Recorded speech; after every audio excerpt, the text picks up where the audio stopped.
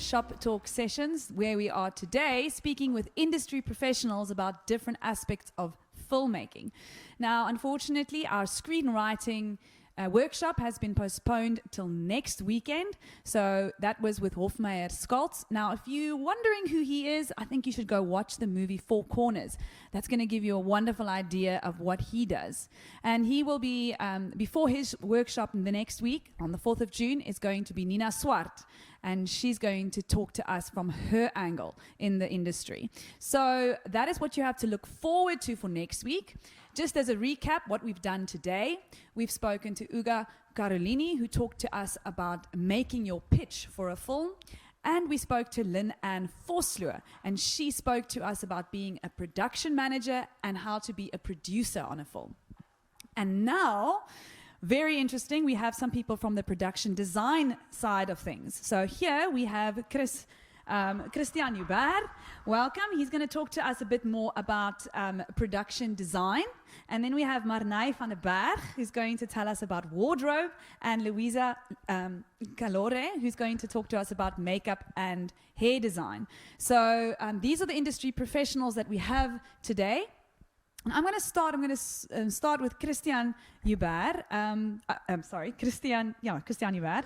What is production design in a film, and how would you summarize it for someone who maybe does not have a lot of background in the industry?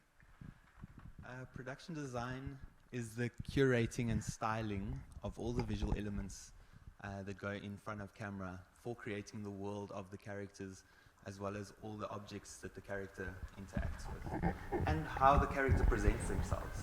Yeah. That makes sense? So that includes maybe set design, the props that the person will have. It includes the wardrobe and all the aspects of hair and makeup as well. So are you in... Oh, no. Louiza's shaking her head. So not quite that, but the inanimate world around the actor. Anything else that you could add to that? That is very correct. All those elements would also include... So it would be... I wouldn't say my job is to tell each department exactly what they have to do, but it's more to create a coherency between all the different departments that are involved in putting the visual elements in front. So it would mean overseeing to an extent all these departments and coordinating the color palettes, design elements that we've decided to bring in, design concepts.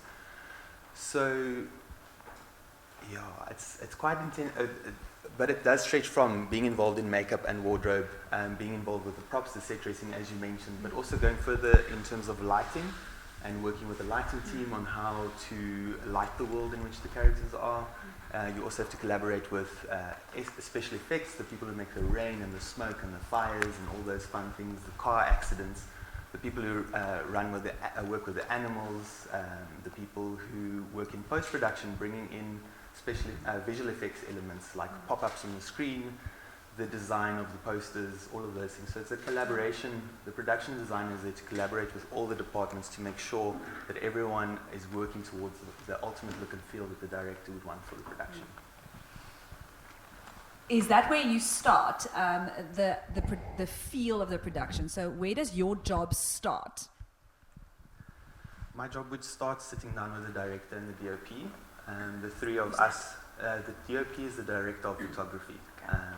Most people would just say the cameraman, but that's quite an offensive term for them. And a different job. Yes, yeah. So my job would start by sitting down with them and being briefed by the director on what is the visual style that he would like to create for the film. So whether it would be, if it's an action movie, whether the focus would mostly be on stunts and explosions and all of that. If it was a fantasy film, what form of fantasy would it be? If it was a horror film, how would he want to go about? Would it be a very dark production? Would it be like I want to say, dark comedy with other comedic elements to it? And how does he want the world to represent all those elements of the story? And then we would come, the director of photography and myself would come with visual suggestions of how we can enhance these elements of how he wants the story to be told and how he wants the world of the character to feel. And and how we can complement the character briefs of that he gives us for who the characters are. So we would just come with, from our expertise and what we know our teams are capable to bring to the table within budget and within the limitations that we might have, and we can come with creative suggestions of how to enhance how he wants to tell the story. He or she, sorry. What styles have you worked with, and what types of styles are there? You mentioned the action movie, and you mentioned the maybe dark comedy. What other types of styles do you have for production design? General styles of different genres, maybe. So, yeah, it very much does come down to your genres, but there is specific wording sometimes, because within genres there's still visual styles. Such as? Yeah, I'm trying to remember now the word. So hyperrealism, for example, is one. So if you had hyperrealism where films like done by Wes Anderson, that's hyperrealism. The color palette is very enhanced. Color palette's very specific. You'll have characters wearing colors on the same color backdrop. I think that's called, what? What did I just say? Hyperrealism, yes. Yes, so it's a very stylistic approach. You would have a very naturalistic approach where we go for our color palette is quite open. We might decide to be very muted and keep things very natural within a very natural world. I'm trying to think of productions that are like that, or specific names, but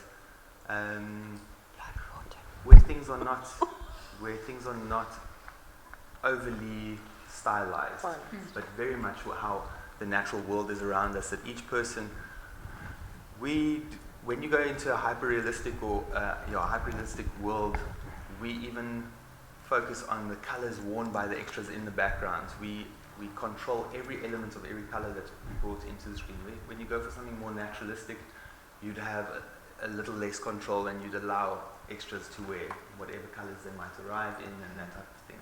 So it all depends on the stylistic approach that the director needs to go with in order to tell the story the way he wants. I hope all of that makes sense. Yeah, it makes lots of sense. I was just wondering, for filmmakers that don't have a lot of experience, besides the more naturalism, hyperrealism and hypernaturalism, the two different ones, eh? Are there any third or fourth styles? I'm trying to think. Can I answer that? Yes. With every film, there's an idea, and 9 out of 10 times that idea eventually gets controlled by money. So all kinds of ideas that we have can take on a different name or a different sense, because as he said, like sometimes the backgrounds are very muted and natural. So it's very difficult to place films if we talk in a South African context, because we make indie films, and we are very much controlled by money. We don't have the amount of money. I mean, a producer in South Africa has got a hard task. So to just kind of place something, because we would decide that something's going to be very stylized, but the budget won't allow it. So you really have to just be able to work with what you have in order to create. So to create that world that the production designer has to create, really, is to be able to create a world that is visually aesthetic, believable, and didn't cost a lot of money if you're on a South African job. Okay, that's wonderful. If we take what you've said now, we have wardrobe design, we have hair and makeup, and then you said the environment, the background of the actors, and the props that they use. Are there any other elements of production design that our learners that are making their films should be aware of? So I would say, I mentioned earlier, your color palette that's probably where the elements or the production design starts, is the elements of color palette and how you're going to implement it across all the different departments. Something else is called a design concept. So if you're working on a production, you would pull a theme basically from your scripts. to enhance the mood of the story. So if you're working with a character who is very much stuck in the world, they're very much captive to the world that they are in. To enhance the theme of captivity, you could use elements of like prison bars, prison bars and any other elements that create the feeling of a cage.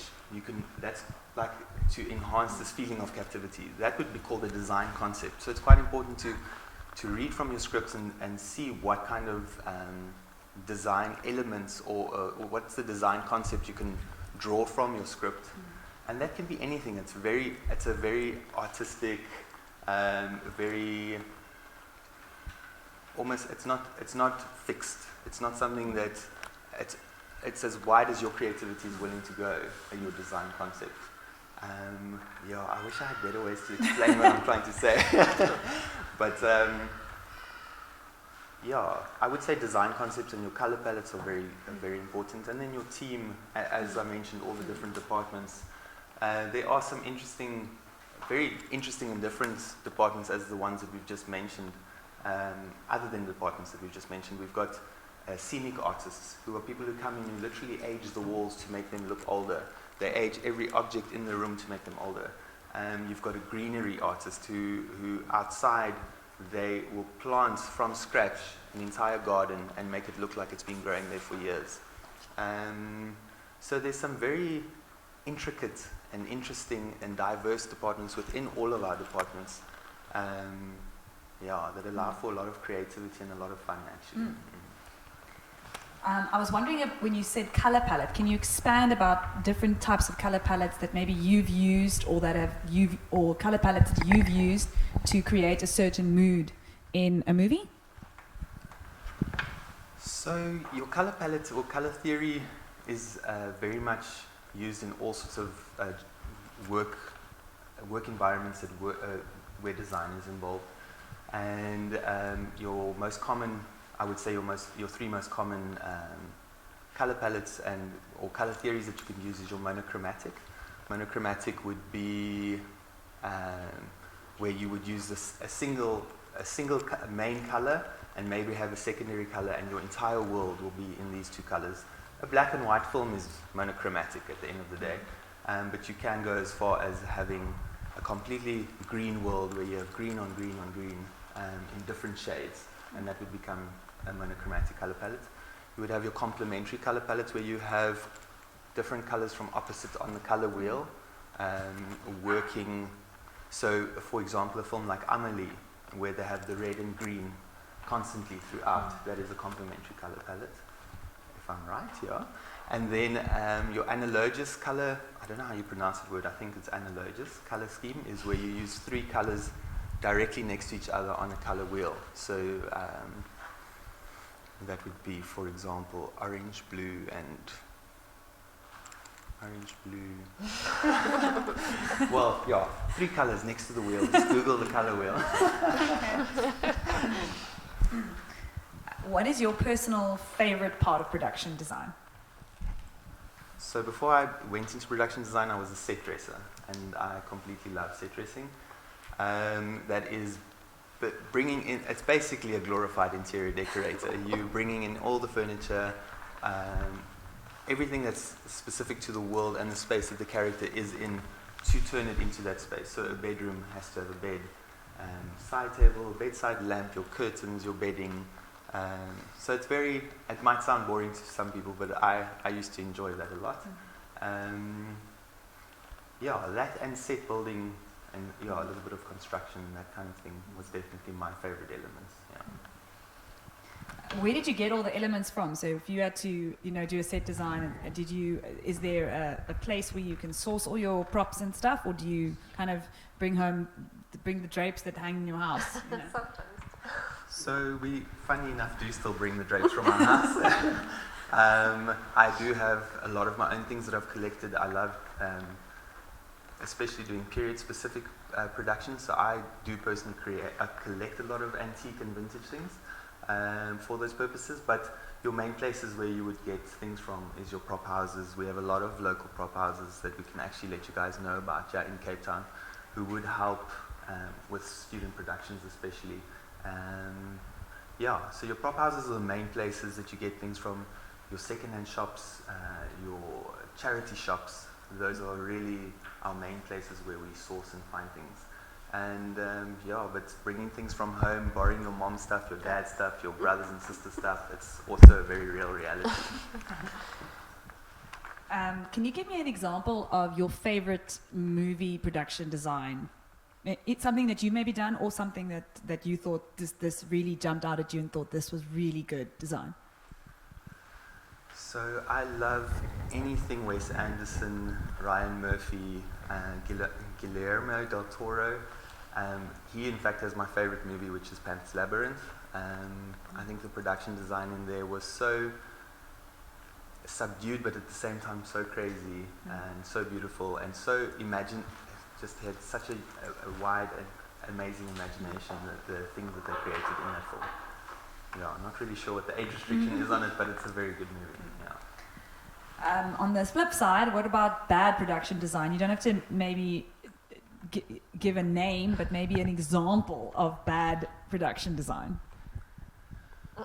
So, yeah, I mean, yeah, I can't even think of specific productions, but I would say bad production design is when bad production design can sometimes look incredibly beautiful, but if it's not serving the purpose of your story and if it's not bringing information to your audience that tells them more about your character and the character's journey, then it's pointless. And then your production design is pointless. You can go into the most beautiful space decorated in the most modern, most sought after elements and latest from the latest catalogs and house and home magazines. And if it doesn't suit your character and it doesn't suit the journey that they're on or tell the audience any more information about that, then that's bad production design. What are your best tips and tricks? Like, what could you give as someone, just say as a guideline or a hint as someone that's doing production design? So Louiza has mentioned the words working with what you have, and I do think, especially in a student budget kind of a student film kind of category and budget, and also local South African, you very much have to work with what you have. There are often tattletale signs in your environments or in your actual location where you're filming that things that you can't afford to cover up or remove or take away.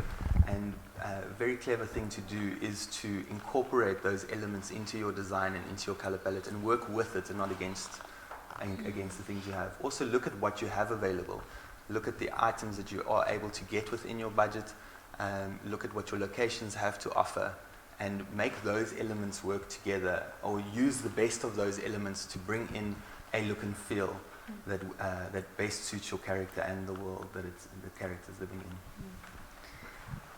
What does your educational background have to be in production design? So I don't really think educational background is that important. I do think it comes down to creativity and understanding design. But yeah, I mean, there are various film schools. I went to film school myself and specialized in production design. It's actually a subject at AFTA, if I'm allowed to say their name.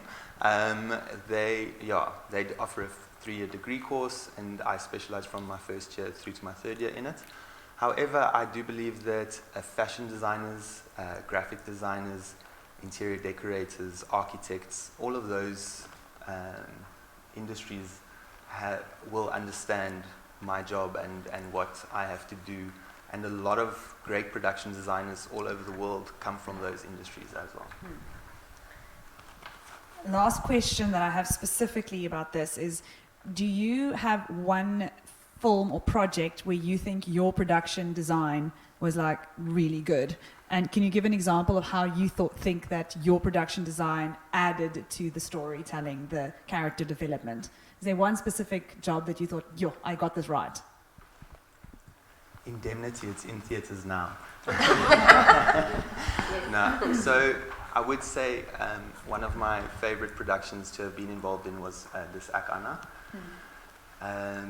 It it was a very hard and emotional production to be a part of, but I am very proud of the design elements we were able to bring in there when working with a child that is coming from an abuse background. My strongest contribution, I think, to the production was the suggestion of bringing in a Barbie doll on which the girl was scribbling on and cutting its hair and basically abusing the doll to show the abuse that she's going through. And it was just and it's one, maybe two shots in the entire film. But I do think it was a very strong design element to communicate an internal struggle of a character, especially a child who cannot really communicate what they're going through. So I was pretty proud of that. Sure, that's moving. And I'm just going to use that same question to start with wardrobe design. Marné, can you maybe, what is your best you think? I know it's difficult as an artist to say this is my best work, but what do you think this specific outfit or this specific production really you added to something? You added a lot of value. This was your proudest work almost. And how did it add to the story? So I would say, I think Chris and I worked together on a project, Louize Vader, which was very West Anderson motivated. And I think our two designs came together very, very well because I work very closely with Chris. And then I have to agree with him again to say Indemnity. So both these films had very specific color palettes where you live in a world of what was Louize Vader, blues and yellows and reds and beiges, and the two of us have to work closely together, and then when you see it you go, oh my word, it looks amazing. The same with Indemnity, which is an action film in theaters now, much darker and lots of blood and greens and browns and blacks. Geez, like what else? What else is there? Obviously, I think Blood and Water is also something we can both be very proud of. Season 1 and 2. It's also on Netflix. I don't know if any of you have seen it. There is an age restriction. Yeah, that's what I can say at this stage. What is your favorite outfit that you put together for a character? Okay, must I give you some time to think about it? I think I've dressed so many characters. I mean, you walk on set and you've got 25 leads, and you've got in your story world or in your script, you've got 65 story days. So they basically have to have 65 outfits, each of these characters. So to specify one specific one is quite difficult. Maybe one specific character that you really enjoyed the wardrobe for, that stood out for you, that you really enjoyed doing? I would have to say that's Roos from Blood and Water. It was one of my favorite character designs. She comes from a broken home and she's lashing out at everything and everyone and starts dealing drugs on the side. So we went very black and intimidating and sort of, I don't want to say tomboyish, boots and flat combat boots, skirts, leggings, piercings, rings. Yeah, I wish I had a photo to show. I'm so sorry I didn't put that on my slideshow. It would have been amazing. You mentioned that you work quite closely with Christian with his stuff as a production designer. Who else on the set do you work very closely with? So when we start prepping for a film, as Chris mentioned earlier, we sit down with the director and we discuss. He explains to us what his vision is for the film. So Chris and I work intensely together so that I can complement what he's doing and vice versa. Obviously, then he works very closely with the director. I work very closely with the director. Hair and makeup gets involved. And then within my team, I work very closely with my costume supervisor, who's someone works just below me, together with my standby. Yeah, I think those. And then also the director of photography, who is also very important. If I pick specific clothing elements with different textures, different patterns, I have to go to him and say, listen, is this going to work with what you're planning in terms of lighting? I have to go to Chris and say, is this going to work in your environment? Is it too busy? Is it too muted? So the director of photography would then explain, okay, so this red is going to either blow out on screen, it's going to look way too faded, let's look at something else. This pattern is going to strobe on screen, which means it buzzes like this, and when the costume moves, your face goes like this. Yeah, and then we try and work closely with the finance department as well, and the production team.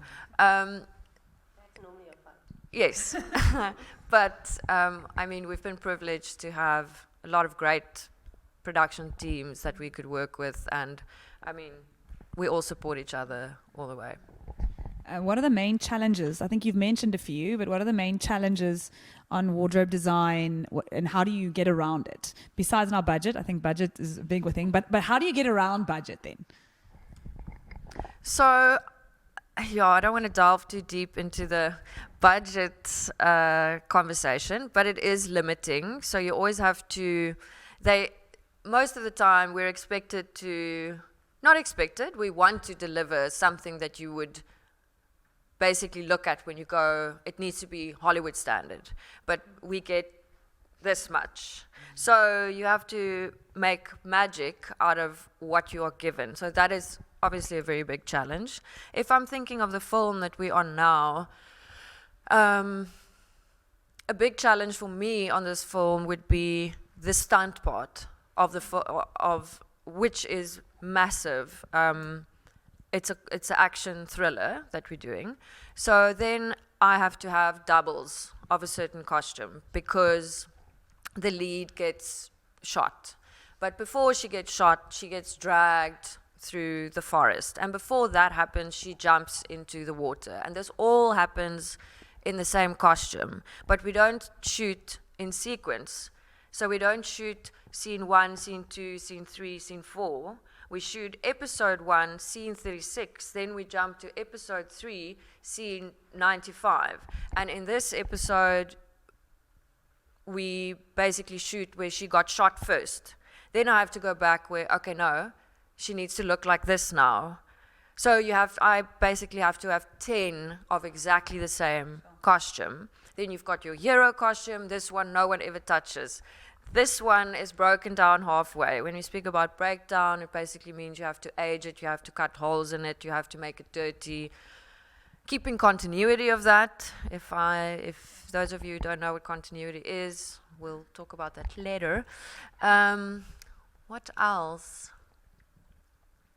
Yeah, and missioning to find the right color palette is also always a thing. But yeah, I think if just talking about what we're doing now, that's the first thing that comes to mind. What type of educational background, or what type of background do you need to do wardrobe design for film industry? So I have to agree with Chris there that you don't necessarily have to go to a film school to be able to do costume design. If you go to a design school, or we even have people who study drama at Stellenbosch, a lot of the people we work with start out as trainees where, for instance, they were an extra on a film set. And they're like, oh my word, I'm so interested to work in the costume department. And then you go, cool, do you want to be a trainee? Come on board. And those people actually grow. And you'll know immediately if someone has an eye and a feel. And if you are artistic and you enjoy clothing, you can do it. So my next question is for Louiza. Waiting on the tip on how you do it within budget. And I want to ask you, when do you get on board? Where does your part of the hair and makeup start in the? I normally come on 3 or a month before they start shooting. By then, Christian has done maybe 3 months of work already, and costume maybe 2 months of work, because they have more things to look for. I go to specific places for specific things, and so I kind of get on just to get enough time to be ready for shoots. And how much do you get told exactly what to do, and how much do you have? Well, you get told all the time what to do. You have to be flexible when you work in film. But you also have to come up with ideas, because and also ways in which we can do things without it costing too much money and it taking up too much time, because we don't shoot one scene a day for one episode. As Marné explained earlier, we shoot different episodes in different days. So you can go from 5 scenes a day to 16 if you're on a telenovela. So you have to find quick ways in which you can cheat the camera in terms and make the audience believe what we are trying to sell. What training do you need to do hair and makeup for film? Okay, it's that's with high definition camera at the moment, it's become quite a thing, because we are still training people in the old fashioned way, and high definition camera is not really the friend of the makeup artist at all. It's the friend of the camera department. Boys with toys is what we call them. And we have to play along. And only very recently, the product that I use, for instance, mostly have come up with a digital version of makeup that looks natural, but I can apply a lot if the actor has problem skin. Before this product, I think it was a problem, and we do have that problem in South Africa. So in order to train, you've got to do a makeup course and a hair course. And then you have to practice, and you have to practice all the time, and you have to come up with ways in which you're going to do it. And when I speak training, I like to highlight the fact that you've got to train with people that are working in the industry. Very often, because it's a freelance industry, once people get into the industry, they realize that they've got to do a lot of networking. You have to be a nice person. I think that's why I don't work often enough. But people would want to work with you, so they tend to do courses they tend to offer courses then to teach other people how to do makeup.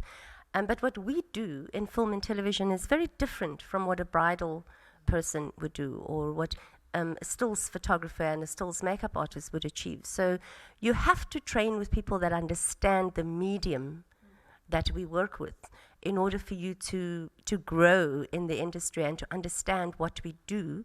I like to call it cheat the camera, because sometimes people do have bad skin and I've got to make them look like they are flawless. So you already touched on one of the questions I wanted to ask. How does makeup for film differ from, you said now bridal, but let's take that as an example, and also theatre? I mean, how does it differ? Yeah, theatre is a lot of fun, actually, but you only have one chance. Okay, there isn't. It's tonight and it happens, and most of the time actors in theatre in South Africa do their own makeup. So when you study drama at a university, they also give you a makeup course. And actually, an actor did that to me once, Lionel Newton, where I was at the breakfast table stall, and when I got into the makeup room, he was starting to apply his own makeup, just to make me aware of the fact that everyone's replaceable. But theatre, you work harder. You've got to do the makeup so that people towards the back. But these days it's a little bit different, because theatres are more intimate. But if we talk Baxter and Artscape, then we apply a lot more makeup, because it's for the naked eye. It doesn't have a lens, and it happens now. So there isn't an opportunity for you to decide that actually maybe I should have done the brows a little bit lighter or darker, or any of that kind of thing. So it is a industry in South Africa that's very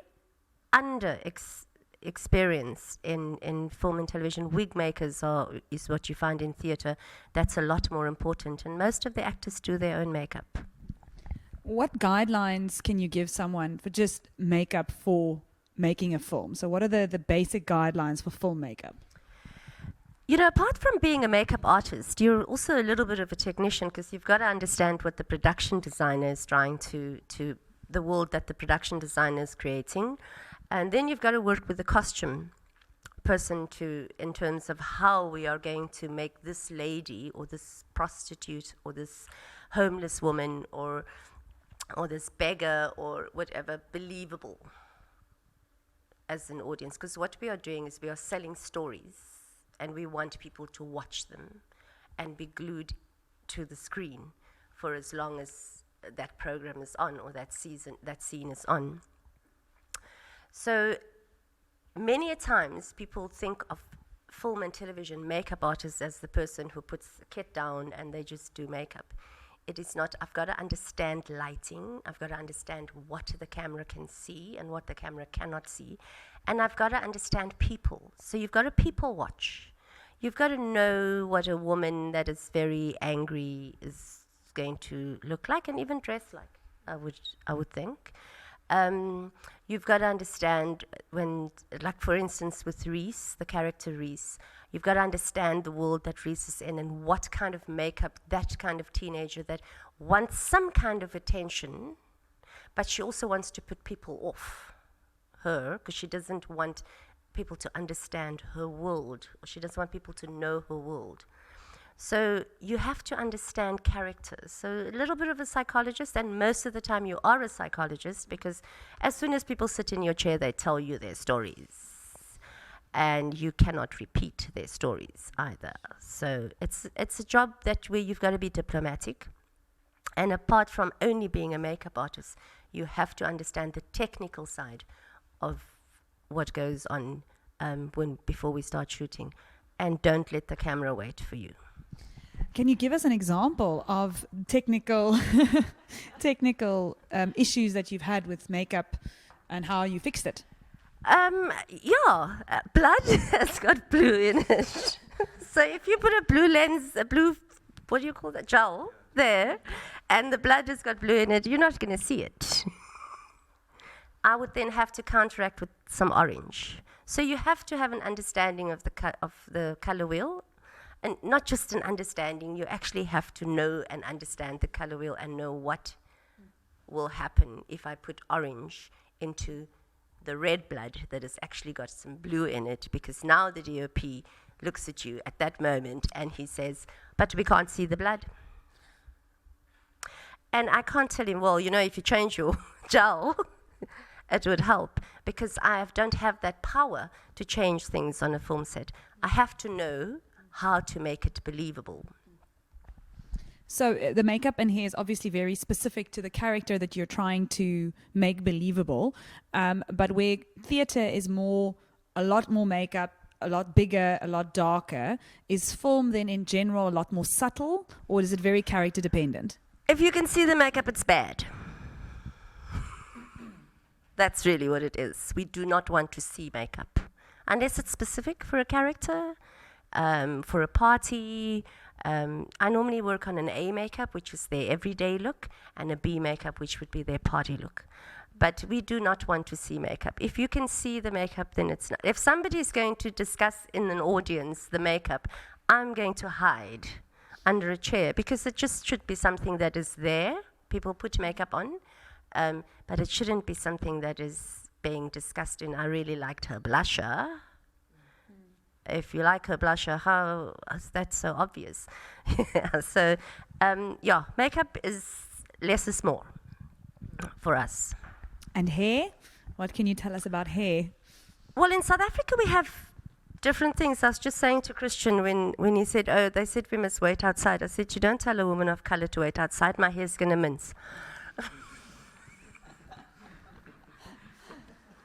Apologies for that. No, that was a joke. But in fact, I miss Orphy now, because I'm always the oldest on a film set, and therefore I have the most to say. But if Orphy was here today, he would outtalk me. I know that. So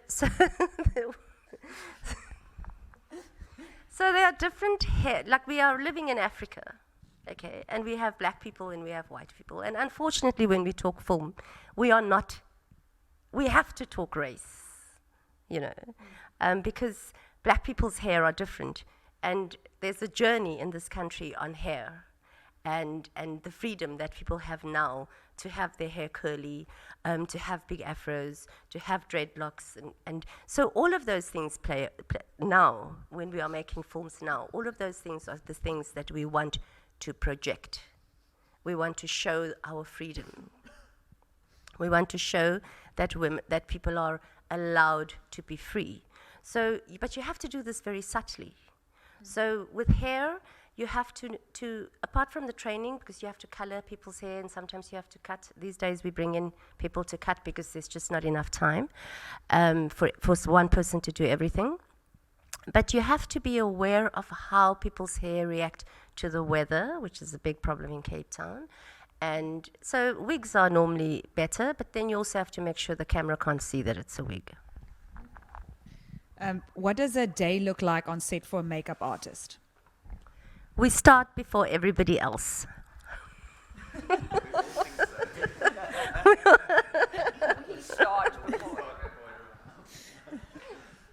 There, you see. Everybody thinks they outwork everyone We else. all think we work the hardest, yeah. But the thing is, you have to, because we have a call time. And the call time is when you've had breakfast already. But if you don't have a trailer, if you have a trailer on a South African job, it's a luxury, guys. Normally we work in rooms. So you pack your kit daily. You pack in and you pack out. If you have a trailer, you don't have to do that. However, you do have to pack things away because you can't let everything just stand around. And then you have to prepare for every character.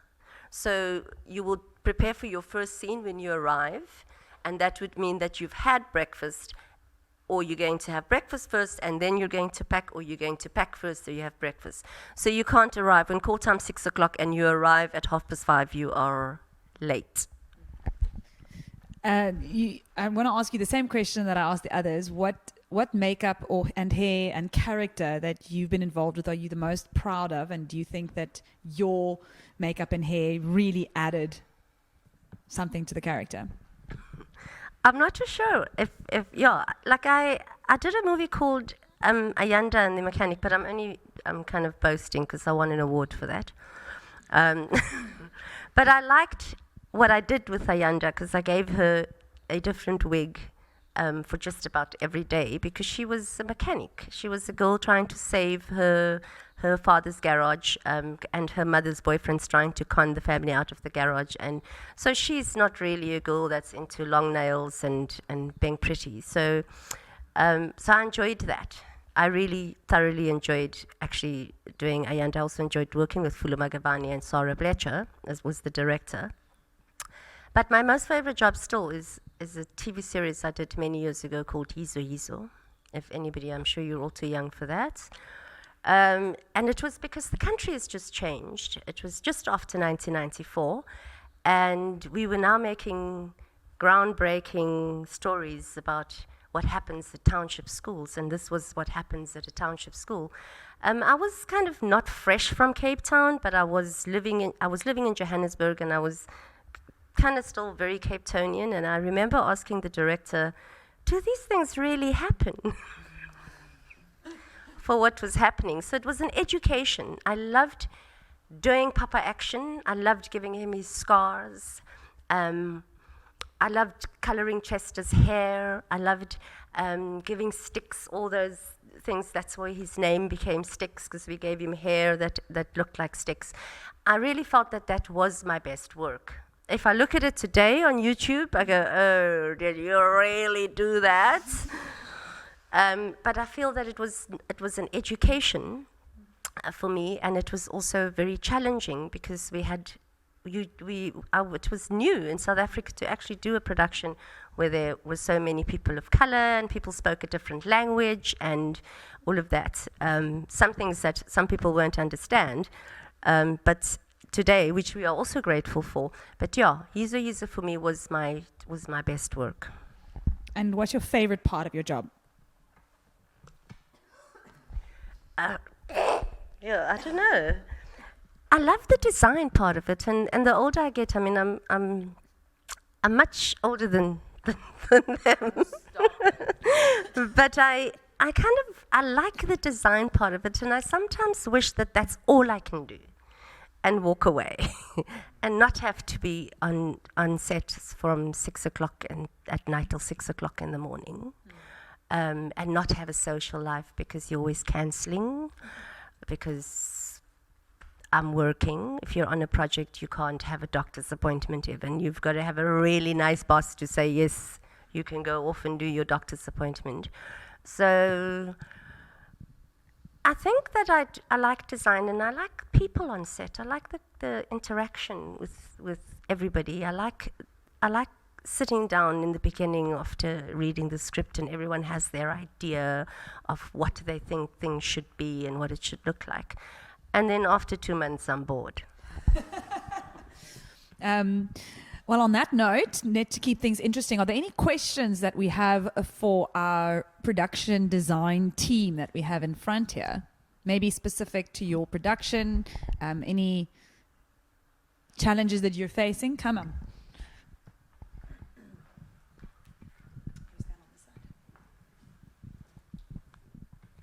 So I've got a question for all of you here. So you guys mentioned prop houses and things like that. So I want to know, what do you guys suggest are some good prop houses, costume houses, and makeup houses, places we can get these kind of stuff for kind of a low budget form, kind of self-catering, but we can still have some sort of budget. Where do you guys suggest we can get all of that? So, my two favorite prop houses, and who will most definitely always be happy to assist with any student production, is Prop Father and Propeller Props. They're actually quite close to each other. I think the area is called Brooklyn. They are lovely. Otherwise, I mean, most of the prop houses are open to assisting with any kind of student production, and you can go to them and say, these are the things we require. These are the actual elements you have that we would really like for production. This is how long we need it, but we have no money for it. And then they will tell you what they can help you with and what they can't help you with, and how long you're allowed to keep it. And as long as you bring it back in the same condition, they'll be happy with that. But some of the other prop houses that are around is Props to the Stars. There's another one called Prop Stars. Then there's Artichoke. They're also called Art Apple. I'm not quite sure, yeah. There is Prop Art, which is close to Pinelands. There's Hot Tuna in the city. Yeah, I think that's most of them. And there's Taiba Props. She's also lovely. She's got a smaller prop house, but also beautiful things. Yeah, so there's quite a long list. I'll leave a list with one of your supervisors, and then you guys can go explore all of them. I think it would be definitely time well spent, yeah. Do another question? So for wardrobe houses, especially if you're on a low budget, I would definitely approach Annie's Wardrobe. They always offer a very nice deal, and you can go in, and I can also leave you the number and the details. You can go into the owner and say, listen, I am a student, I'm from here, we want to do this, we have jelly tots and a Smartie to make this film on. So yeah, that would be my first choice. If you limited in terms of budget, then there's also costume hire. They cater for more of an international market. They are quite expensive depending on the outfits or pieces of clothing that you actually get from them. There's theatre and film, and those are mainly the three that I use. I find all my stuff there. I'm just going to add to that Annie's, last year they did offer all our finalists help with their wardrobes, and they actually they would have given all the wardrobe designs for free. So if you approached them and said, this is what you want to do, all they asked was that you cover the courier costs. So Annie's was definitely very willing to help, and is, I'm sure, still willing to help. They definitely always are. So that would be the best place to go. Okay, I use Kryolan. It's spelled Kryolan. it is designed for film and television. It's one of the oldest makeups, and I know that lots of other stuff have come up, and Ben Nye is also good, but we don't really get these products easily in the country. Whereas with Crowlin, if you buy from them regularly, you can get up to 30% discounts, depending on how much you buy. So, and it is one of, for me, it's not one of, it is the best makeup for film and television. And they've just come out with a digital complexion range, which really helps for, because we only shoot with digital cameras, and it is designed for 4K to 8K cameras. And you can buy a small little palette of 18 colors, and that can last a year. Just another question for the makeup. Do you think that it's necessary to go out and buy like expensive or high quality makeup? Do you think we can get away with like household makeup, like women's makeup, for low budget films? I don't use any household brands. I don't, anything that I buy at Discam that is makeup as for my personal use, I will not use it on a film. And anything from the China Mall, I won't use on a film. Because when you use reputable companies such as Crowlin, if something doesn't work, you can go back and they will educate you on the product. And they will help you to solve the problem. If you buy it from Discam, you bought it from a sales lady. If you buy it from Mac, you bought it from a salesperson. There are some gems in every product, but for my professional use as a makeup artist, I only deal with Crowlin. Any other questions from the floor? Please come up.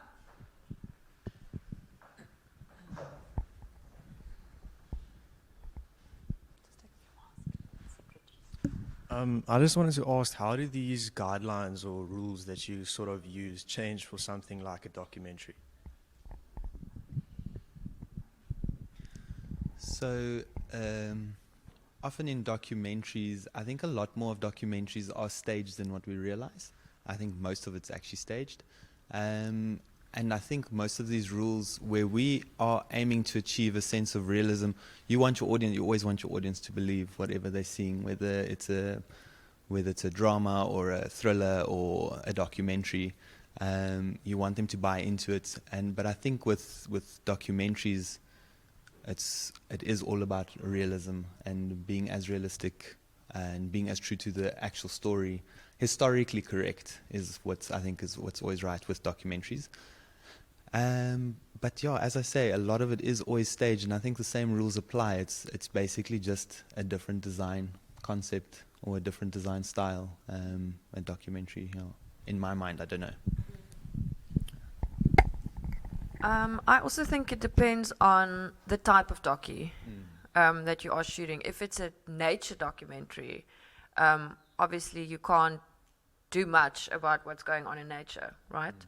So that would be in a different realm, I almost want to say. And if you think about the cast or the presenters in those type of shows, depending on which docu you're shooting, what genre the docu falls into, we as costume designers might do a little bit, but not a lot. You can look, usually the people who, if I'm talking about nature docus, they wear what they wear, and you work with that, and you just make sure that they look neat and that it still fits into the world and into the color palette. Did you iron it? Can I ask And I will iron it. Is your documentary more interview-based? Yes. Okay. So I would say decide what you want to achieve by your documentary. What is the message you want to bring across? And look at the different people that you'll be interviewing and the point of view that they will be bringing to the topic that's up for discussion. If you consider a person that you're interviewing to be an antagonist to your storyline, put them to the right of camera, the right side of camera, makes your audience feel uncomfortable. Light it a little darker. Make them the antagonist. Make the world feel antagonistic. Don't make it too obvious. Don't put them all the way to the right of the camera, but frame them a little off to the right. The people who are your hero, frame them to the left. light up their world, make them look good. Ask makeup to make them look good. Ask wardrobe to enhance. Everyone has physical features. Everyone has a body type. Everyone has a certain type of skin, and makeup and wardrobe can help you to make that person look more attractive and make that person who is the protagonist in your storyline look attractive. Make the person who's your antagonist, let them arrive the way they are and don't do anything special to how they look physically. I don't know. I think if it's for an interview-based documentary, I would say those are probably very key things you can do. Christian, you just said something that I found interesting. Would you ever change the color palette in a movie during the movie to tell a story? Yes. So there definitely is. Every story has arcs. Every story has acts. As we know, the 3-act structure. Can you explain that for people that maybe don't know? Yes. So the 3-act structure. Oh, geez, that could take me back to film school. Look. I'm not a script specialist, but when it comes to, your 3-act structure, I think your first act is introducing your character in the world, second act is introducing their problem, and the third act is how they resolve it and the final conclusion to it. So in each act, you can completely change your color palette if you want to. You can change the whole look and feel of the production from act to act in order to enhance.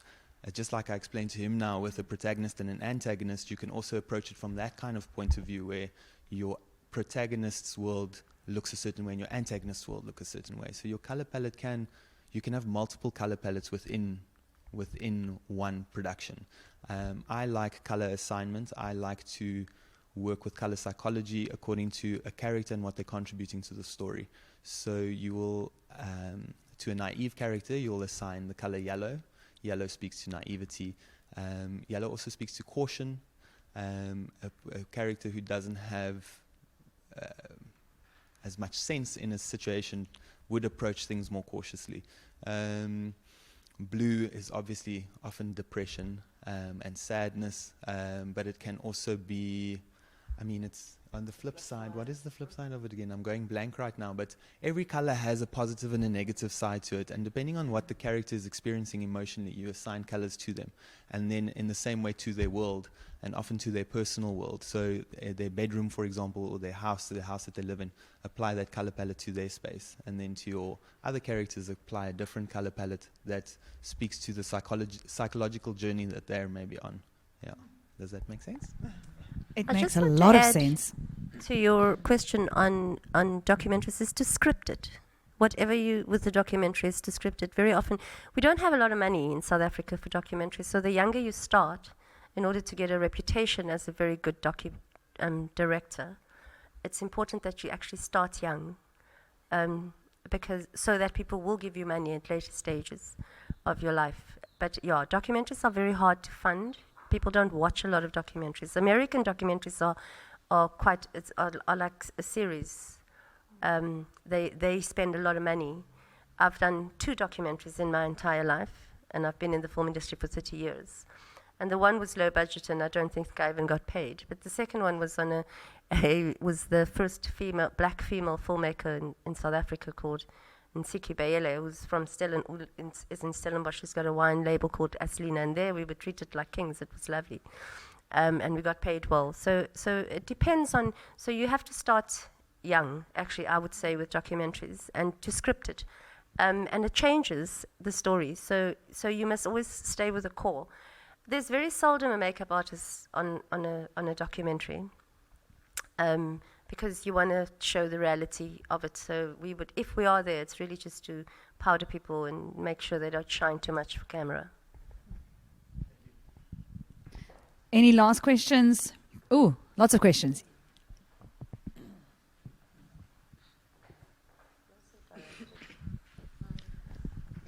So you were both speaking about Wes Anderson. I also really like his stuff. Would there be a way that we could maybe make my film a bit more of like a Wes Anderson aesthetic? I don't want to like replicate it, but obviously I can't because I'm not Wes Anderson. But how could I, create more of like a Wes Anderson effect or aesthetic? So my first suggestion would be to find colorful locations that the walls are actually painted, and set up with a very specific, with a lot of color everywhere, then speak to your wardrobe department and you literally place that same color that's on a wall on your character. You can slightly change it can be a slight change in the color saturation or the hue or the grade of the color, but Wes Anderson does a lot of color on color. So, and it's all about heightening the reality of the environment that the characters are in. But yeah, I would say start with finding a location that is very colorful, and then with your wardrobe mistress or wardrobe master, tell them. And you go out and you could sit with your actors and look at their wardrobe, and you can what they might have available, and choose the colors that are in your world already on your location. There was another question. This is the producer.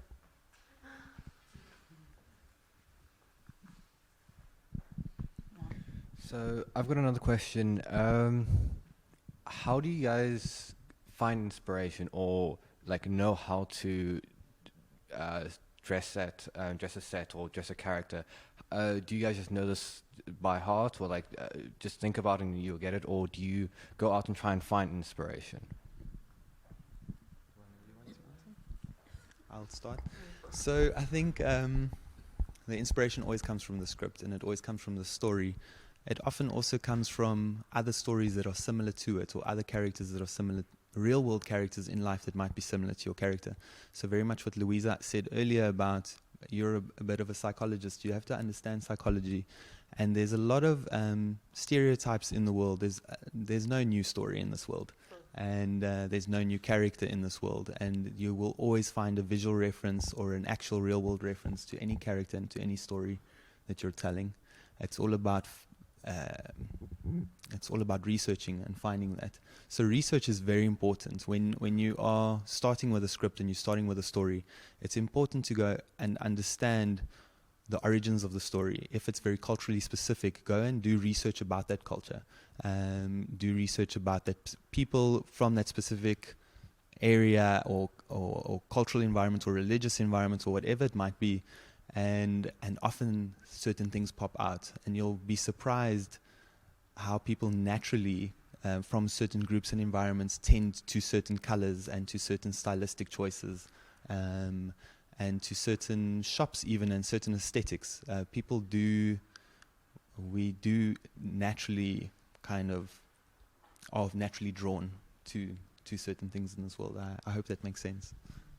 But yeah, it is the inspiration very much comes from your script and the bottom line of your story, I would say.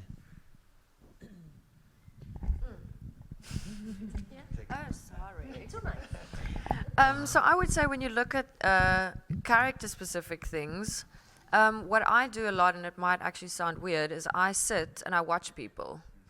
You might sit at a coffee shop or walk in the mall and you go, oh my word, that reminds me of this can actually work for this specific character. And I literally take my phone out and I go, oh, that's a nice idea for something. Or we watch a lot of films.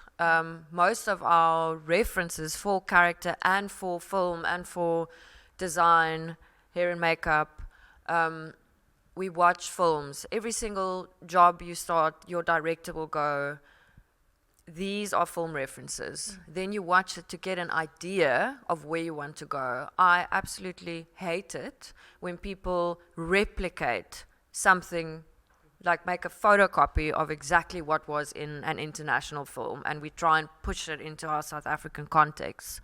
So research, like Chris has said, is key to, depending on what you are doing. I would, if I do my pitch, I would watch people read up about certain aspects of a character, and then you go and find some ideas, you present it to your director, and you go, so for Chris' example, I've got 4 options of looks.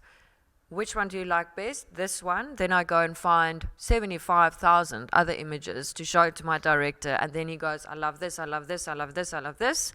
And then you start building from that, and then you see what you can find, what is available, what is not available.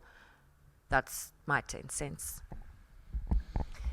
Yeah, I think I find inspiration from scripts, from watching people, and then actually just like to have fun. You know, we are a little bit insane when we are in the film industry. I mean, they can try and tell you anything else, but it's not. You cannot do this job if you're normal. It's like there is no normal. So you have to. Sometimes you'll just drive and like on the side of the road see a woman selling veggies, and those are the kinds of things that comes up in a South African context. So you have to observe and be observant as to what the world around you is all the time in order for you to be able to tell a director that I think that Ayanda would do this, that, and the other, and I think that this is the kind of clothes that she would wear, or any of that, or this would be in her house, and this is the colors that hit the wall. Is that you've got to always set yourself into that situation almost yourself. I think scriptwriters do that quite often as well, is where they would sit and wait for the story. So you kind of, things come to you all the time. So I think that nothing that we do is new. I think it's always there. So you watch so many movies and you watch people. My son is 18. He doesn't like going anywhere with me anymore, especially shopping malls, because I watch people and then sometimes I have an opinion.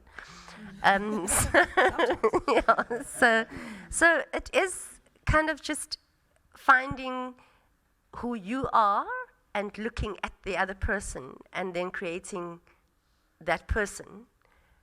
Because as Marné said, you don't want to have Pirates of the Caribbean and suddenly we have that person in a South African context in a story. You want to come up with your own pirate. Any other last question? Oh, now I've got even more questions. Okay, I think we're going to, these two and then we're done. Okay, so, sir? Look, everyone's looking at his outfit. Did you notice that? All of them look up and down. Okay, what is he wearing? Okay, you might be a character in a movie. He might be a character in a movie. Hi. So I have two questions. One for Chris, because I heard that you went to film school, obviously, and I wanted to know, I'm 18, I'm in matric, so is film school worth it, and do you regret going? Sure. You already said he went to after. Yeah, so film school, I would say, as I said earlier, it's not essential. And I do think if you make yourself a student of film by studying and exploring other films, you can definitely make it in this industry without ever having a degree. Film school does give you a lot of opportunity to practice, and it gives you vital contacts. Many of the people I work for today I met at film school, and so it has been worth it in terms of that kind of investment, the friendships you build, the contacts you make, because those become your peers in the industry. So long term, definitely. When I was at film school, I didn't think it was worth it. I honestly didn't, but I do think in hindsight and in looking at just the contacts, the connections it gave me in the industry and the opportunity to practice, it most definitely was worth it. Yeah. But you don't have to go to the most expensive film school. I can promise you that. So I would agree with Chris. I think the experience that I also went to AVDA. So the feeling of actually making your first film and walking onto a set, instead of just not blindly going into the industry, you learn set etiquette, you know how all of those small little things come together. There's not only just one film school, I mean, but even a course in film would be beneficial. I don't think you need to do 3 years, 4 years like we did. I don't regret going. I learned so much, and again, a lot of the people I met there, I work for today, and are successful. I did a film degree at UCT actually. I come from that group of filmmakers, the kinematographers and that, and we have a belief, and therefore I do think it's important whether you go to film school or whatever, but get the degree because it's a freelance industry, and if you can't get in, you can teach. That is very important that people know that it is not an industry where you walk into a job. It's freelance. So if you have a degree, you can teach. Sorry, just one last note. I did recently hear of someone who got his first opportunity working on an international production, and when the international producers became aware that he had a degree, they bumped him up to a management level, which obviously meant he had a bigger salary. So it does seem to matter, and is becoming all the more important in today's industry, I think. Thank you. That was very insightful. My second and last question, also for all of you, is so I guess Wes Anderson is the talk of the town at the moment, but in his newest film, he did something very interesting where he did not just shoot in black and white or in color, he mixed both. So I think in terms of the production department, what issues do you foresee and possible solutions for shooting in black and white and color within one film? Sure. So I've personally never worked on a black and white production where we've filmed only in black and white. It's actually, I think, recently is making a comeback. I do think even Ryan Murphy recently did one. The latest American Horror Story was in black and white and in color. From what I understand, it is, in terms of lighting, black and white, it is very different. In terms of wardrobe and makeup choice, it is very different.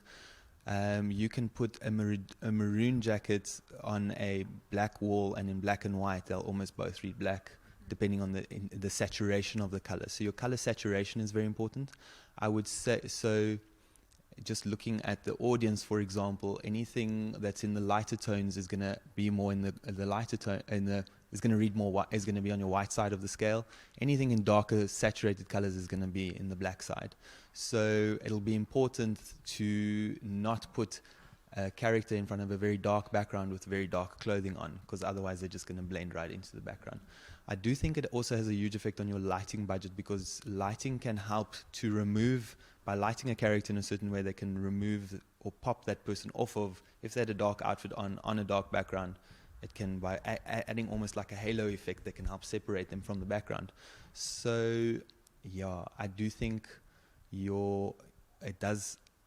shooting in black and white probably will have budget implications in terms of needing to be able to buy wardrobe from scratch, needing to be able to paint walls and backgrounds and things.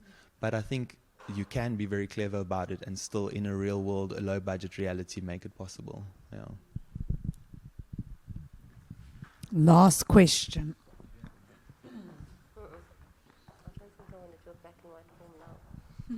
Would production be prolonged or quickened if you were having a set and a wardrobe that was based off of historical events?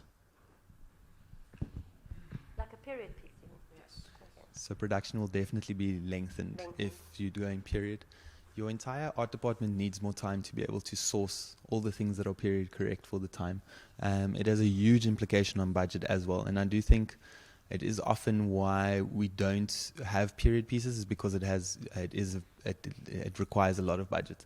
The big problem, so you can, and we often in local South African film, we do source real elements from those historical times. I worked on Verraaiers. We were able to borrow things from museums, from wardrobe right through to props. The problem with that was that those things look old on the set, where for the time they should have looked new. So in other words, you need to manufacture those items to, in the same exact way, replicate it, but make a new version of it. And that goes across from props, dressing, to wardrobe, to, I don't know if it affects makeup so much, but well, the thing with makeup it is needs that more time for manufacturing, it needs more budget, and also sourcing. Yeah. the thing with makeup is that you have to have it must be right. So you have to do a lot of research, and you've got to actually really find pictures. And very often, I worked on a thing called The Road, which was set in 1960 South Africa, and very often the only reference pictures were of Miriam Makeba, and not everybody can look like Miriam Makeba. So we also have that problem in South Africa specifically, is that sometimes there isn't a clear record, and then you have to use a little bit of creative license, but try to stay true to. So it is a lot more expensive to do period. There are some, I don't know how old you're going, but I know in Stellenbosch especially there's some beautiful old museums here with sets that are still in its original condition. And if you were if somehow a museum would allow you to film on their actual, in their actual museum, it might help you a lot. There is definitely clever ways around it, and you don't have to, when you do being period specific, even with anything, and I think across all forms of design, it's really about creating the impression or creating the illusion of it. You don't always. I just did Dinge van 'n Kind, which is on CakeNet, and we weren't able on that budget to go and source and manufacture everything from the 70s, but we were able to find elements that looked so much like it that you would believe it comes from that time. So depending on what your period is that you're working with, there's always means and ways around it, and we call it cheating, but you do trick your audience into believing that it is period correct by just being clever. Look at things that are in the shops today or what's available to you, and assess and research whether you think you can get away with it being from that period. And often another trick is to go older than your period. So put anything in your space that's from 10 years before it even, to help fill your space or to use as a prop. Don't get stuck in the exact, if it's 1975, don't get stuck on 1975. You've got 1,950 or 75 years before that of things that have been created and lived in this world longer than that specific date. And you can put those things into your environment too. Well, that was magnificent advice. We've heard now from makeup artist Louiza and wardrobe designer Marné and Christian Joubert, who is our production designer. What a wonderful day, what a wonderful session with our production design. If you are interested in coming live to see us next week, please send an email to media@polroos.co.za if you are interested to come attend these sessions live. If not, then you are welcome to continue watching digitally. We just like to thank everyone that's here today and wish you a wonderful time designing and starting to produce your films.